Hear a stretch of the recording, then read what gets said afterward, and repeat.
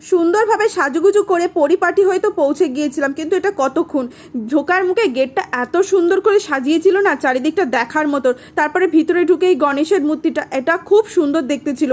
আর যার বিয়ে মানে কোণে, ওকে এত মিষ্টি লাগছিল ওই লাল টুকটুকে বেনারসিটা পরে, তার কি বলবো।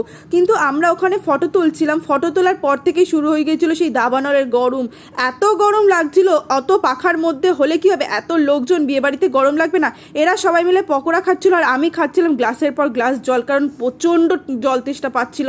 তারপরে গলাটাকে একটু ঠান্ডা করার জন্য লস্যি নিয়েছিলাম। প্রচুর গরম পড়ে গিয়েছিল, আর বিয়ে বাড়ি বলে কথা, গরম তো লাগবেই। তারপরে এখানে আমার ছোটো মামি আমাকে একটু পকোড়া খাওয়াচ্ছিল। খাওয়া দাওয়ার পর আমরা চলে গিয়েছিলাম ফাইনালি মেন কোর্সের দিকে, কারণ রাত্রিটা অনেকটাই হয়ে গিয়েছিল আর গরমটা অত্যাধিক পড়েছিল।